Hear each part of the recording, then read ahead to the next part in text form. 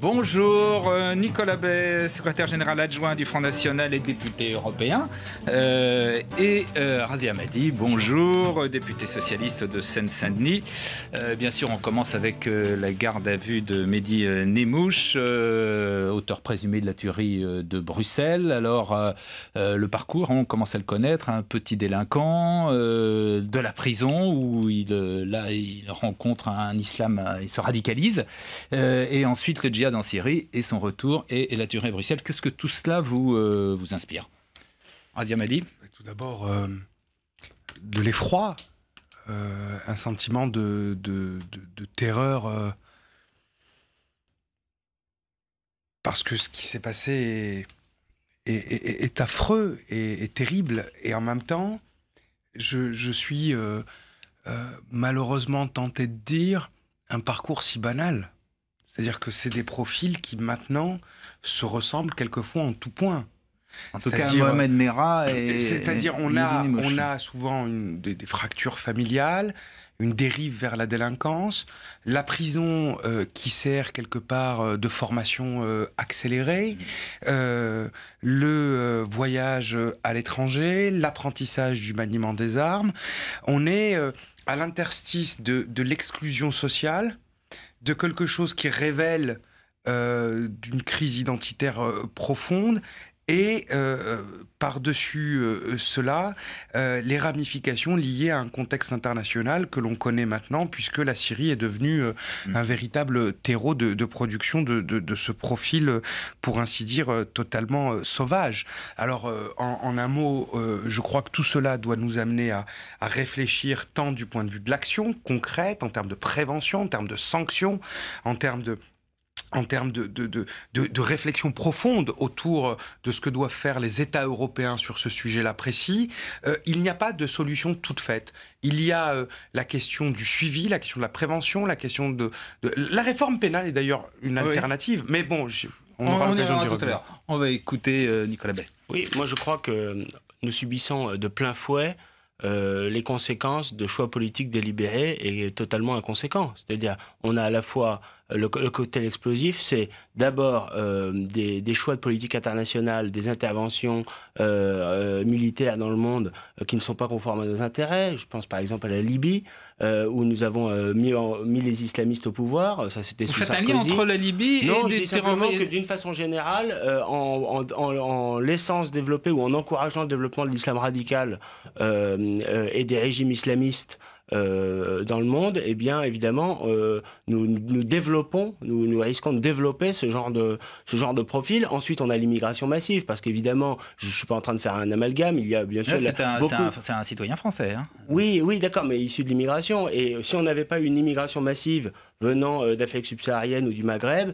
eh bien nous n'aurions pas un islam aussi structuré, aussi nombreux sur le territoire français, et par suite on n'aurait pas ces phénomènes de radicalisation. Je suis pas du tout en train de faire un amalgame. Il y a beaucoup de musulmans, beaucoup de musulmans qui vivent leur foi de façon modérée en France, mais il y a quand même le constat, c'est que si on n'avait pas d'immigration massive, on n'aurait pas d'islam massivement installé en France, et par suite on n'aurait pas d'islam radical. Bon, et puis évidemment le laxisme judiciaire et le laxisme policier.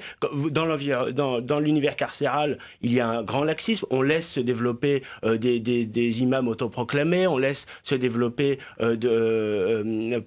par laxisme comment dire, des différentes formes de radicalisation islamiste, et on a les conséquences aujourd'hui, si vous voulez. On peut pas à la fois pleurer en permanence sur le lait renversé à chaque fois qu'on a un phénomène de ce type et ne pas prendre des mesures. Or les mesures n'ont jamais été prises, et évidemment aujourd'hui, qu'est-ce qu'on constate? C'est que finalement on a des actes terroristes, antisémites qui viennent à chaque fois, Razia Hammadi, de musulmans radicaux. De l'action internationale de la France, de l'immigration et de laxisme. Aujourd'hui, il y a un homme que l'on appelle le boucher de Damas, qui s'appelle Bachar al-Assad, qui est à l'origine de la situation catastrophique dans laquelle se trouve la Syrie, et celle qui n'a pas eu de mots plus tendres les uns que les autres pour voler à son secours ou condamner toute volonté d'agir fut Marine Le Pen. Bien, attendez. Non, mais attendez. Non, parce que si vous voulez qu'on parle de... C'est pas Bachar el-Assad qui a fait l'attentat terroriste à Bruxelles, excusez-moi. Il y a un foyer terroristes aujourd'hui de formation, une situation de guerre civile, les avec des milliers sont contre le régime de Bachar el-Assad. Attendez, laissez-moi terminer. Avec des milliers d'hommes et de femmes massacrés, l'inaction de la communauté internationale a permis aux islamistes de déployer un certain nombre de leviers d'action et de forces mobilisées d'Irak en Syrie, et qu'aujourd'hui ce sont y compris les forces de l'armée libre qui expliquent, qui disent, des journalistes, les spécialistes, qui incitent à agir en disant si nous n'agissons pas, c'est en effet l'influence accrue assurée pour ces groupes-là, et c'est d'ailleurs l'armée libre aujourd'hui qui combat réellement lorsqu'il y a une alliance objective entre Bachar al-Assad et ces islamistes fondamentaux, que vous n'y croyez ou que vous y croyez ou que vous n'y croyez pas. Moi, je voudrais revenir sur quelque chose de, je considère, à la limite, je dirais même pas scandaleux, mais je trouve ça à la fois grave politiquement et complètement nul en termes de réflexion politique. Vous dites, il y a des actes terroristes parce qu'il y a eu une immigration, mais lorsqu'il y a par exemple des actes terroristes perpétrés par des individus isolés, vous savez, c'est la théorie du loup solitaire. Est-ce qu'on dit c'est parce qu'on a et que cela est fait par des gens issus de l'extrême droite, comme ça a été le cas dans le nord de l'Europe? Est-ce qu'on dit c'est parce qu'après la Seconde Guerre mondiale, vous comprenez, on a permis les partis d'extrême droite, ils se sont redéveloppés, on les a banalisés? C'est complètement stupide de dire ce que je viens de dire, de la même manière que ce que vous avez dit tout à l'heure est complètement hors de propos. Non, pas du tout, parce que si vous voulez, le problème qu'on a avec le tueur de Bruxelles, il n'y a pas de corrélation, et cela a été démontré et prouvé.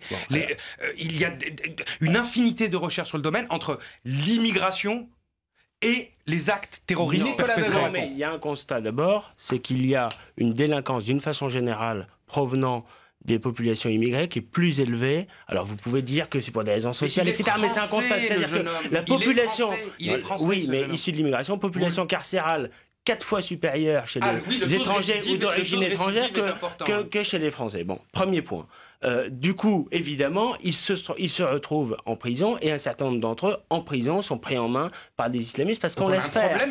Mais si vous voulez, on ne peut pas nier la réalité. La réalité, c'est que le tueur de Bruxelles, présumé, répond au même profil, en quelque sorte, de celui de Mohamed Merah. Et on a à chaque fois quelqu'un qui est immigré, issu de l'immigration, qui ensuite sombre dans la petite délinquance, et ensuite se construit politiquement. S'il vous plaît, juste une chose, parce que et se transforme en terroriste. On peut pas sur votre plateau laisser passer aujourd'hui sur les profils que nous avons en Syrie.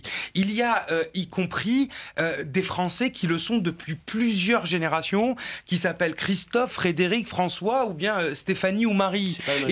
C'est pas la majorité, je sais pas, vous avez passé du temps avec eux. Non. Il y en a. Donc, lorsque votre réponse, vous ici, qui entendez être un responsable politique, plutôt que de réfléchir au véritable phénomène, c'est d'expliquer que c'est les enfants d'immigrés qui sont à l'origine des actes terroristes, je trouve ça proprement scandaleux. Et surtout, deux questions. Vous caricaturez la position. Je dis simplement qu'évidemment qu'on n'aurait pas ce genre de problème s'il n'y avait pas eu une immigration massive en France. Voilà, j'accuse pas les immigrés globalement. Deux pays qui n'ont pas eu d'immigration massive ont été confrontés au même problème. Vous le savez très bien. Ce qu'il faut bien comprendre dans cette affaire, quand même, c'est que vous avez un laxisme des autorités politiques, UMP autrefois, PS aujourd'hui, à l'égard des revendications islamistes, à l'égard d'un islam revendicatif. Non, mais c'est ça. Il y a une question quand même qui est posée.